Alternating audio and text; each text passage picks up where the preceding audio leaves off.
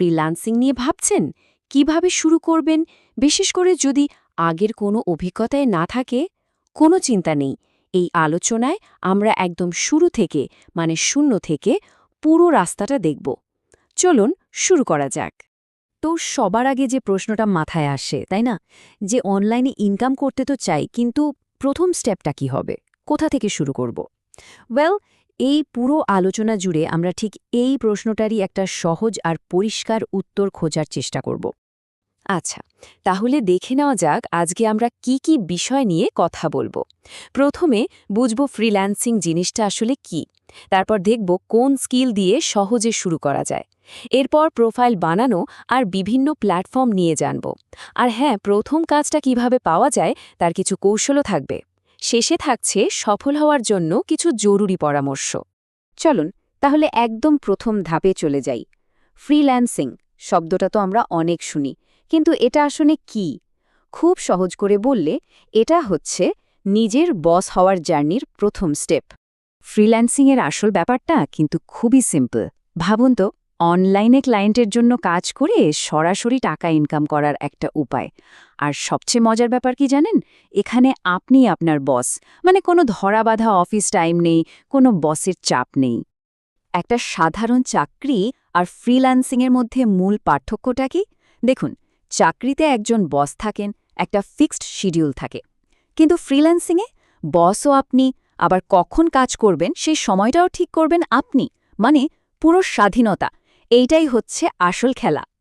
আচ্ছা, ফ্রিল্যান্সিং কি তা তো বোঝা গেল, কিন্তু পরের প্রশ্নটাই সম্ভবত সবচেয়ে বড়, যে কি স্কিল নিয়ে শুরু করব।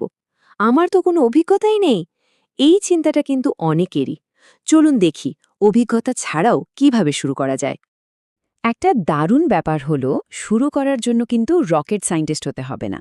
এমন অনেক কাজ আছে যা দিয়ে সহজে শুরু করা যায়। যেমন ধরুন ডেটা এন্ট্রি বা টুকটাক লেখালেখি, মানে content writing, social media manage করা কিংবা বেসিক ভিডিও এডিটিং। এগুলো শিখতে খুব বেশি সময় লাগে না, আর নতুনদের জন্য এগুলো একেবারেই পারফেক্ট। ওকে, তো একটা স্কিল নয় বেছে নেওয়া হলো, কিন্তু কাজটা পাবো কোথায়? ক্লায়েন্টরা কোথায় থাকে? এখানেই আসছে অনলাইন মার্কেটপ্লেস বা প্ল্যাটফর্মের কথা। আর এই কাজের বাজারে ঢুকতে গেলে একটা শক্তপোক্ত প্রোফাইল থাকা কিন্তু মাস্ট। প্রসেসটা কিন্তু একদমই সহজ, ভয়ের কিছু নেই। মাত্র দুটো স্টেপ। এক, আপওয়ার্ক বা ফ্রিল্যান্সারের মতো জনপ্রিয় কোনো একটা প্ল্যাটফর্মে একটা অ্যাকাউন্ট খুলে ফেলুন। আর দুই, নিজের স্কিলগুলো সুন্দর করে সাজিয়ে একটা প্রোফাইল তৈরি করুন। ব্যাস, এরপর পছন্দের কাজগুলোতে অ্যাপ্লাই করা শুরু করে দিন। এখন আসা যাক সবচেয়ে কঠিন অংশে, তাই না? প্রথম কাজটা পাওয়া, এটাই নতুনদের জন্য সবচেয়ে বড় চ্যালেঞ্জ। তো এই পার্টে আমরা কিছু টিপস আর ট্রিক্স নিয়ে কথা বলবো, যেগুলো ফলো করলে অন্যদের থেকে একটু হলেও এগিয়ে থাকা যাবে। দেখুন, সত্যি কথা বলতে কি, প্রথম কাজটা পেতে একটু সময় লাগতেই পারে, এটা খুবই স্বাভাবিক। কিন্তু আসল ম্যাজিকটা হলো লেগে থাকা, মানে ধৈর্য ধরে চেষ্টা করে যাওয়া। প্রতিদিন একটু একটু করে চেষ্টা করলেই দেখবেন কাজ পেয়ে গেছেন। আসল কথা হলো হাল ছেড়ে দিলে চলবে না। এই কথাটা একদম মাথায় গেঁথে নিন। এটা হলো গোল্ডেন রুল। যখন কোনো কাজের জন্য অ্যাপ্লাই করবেন, ভুলেও কপি পেস্ট করা কভার লেটার পাঠাবেন না। ক্লায়েন্ট কী চায় সেটা মন দিয়ে পড়ুন, বুঝুন, তারপর নিজের মতো করে গুছিয়ে লিখুন। এতে ক্লায়েন্ট বুঝবে যে আপনি কাজটা নিয়ে সিরিয়াস, আর এতে কাজ পাওয়ার চান্স কিন্তু অনেক বেড়ে যায়। আর একটা স্মার্ট মুভ হতে পারে শুরুতে টাকার দিকে না তাকিয়ে ছোট ছোট কাজ করা। মেন টার্গেট হবে ভালো রিভিউ জোগাড় করা, কারণ এই একটা ভালো রিভিউ 10টা বড় কাজের দরজা খুলে দিতে পারে। একবার ভালো রিভিউ আসা শুরু হলে দেখবেন কাজ পাওয়াটা অনেক সহজ হয়ে গেছে। তো আমরা আলোচনার প্রায় শেষ পর্যায়ে চলে এসেছি। এইবার কথা বলবো লং টার্ম সাকসেসের জন্য সবচেয়ে জরুরি বিষয়টা নিয়ে, মানে সফল ফ্রিল্যান্সার হতে গেলে কোন মানসিকতাটা ধরে রাখতে হবে। ফ্রিল্যান্সিংয়ে সফল হতে গেলে যদি একটা মাত্র গুণ বেছে নিতে বলা হয়, তবে সেটা হবে ধৈর্য। হ্যাঁ, পেশেন্স। এখানে রাতারাতি বড়লোক হওয়ার কোনো শর্টকাট নেই। ব্যাপারটা অনেকটা একটা গাছ লাগানোর মতো। যত্ন করতে হয়, সময় দিতে হয়, তারপর একদিন ফল পাওয়া যায়। যারা এই ধৈর্যটা রাখতে পারে তারাই কিন্তু শেষ পর্যন্ত টিকে থাকে।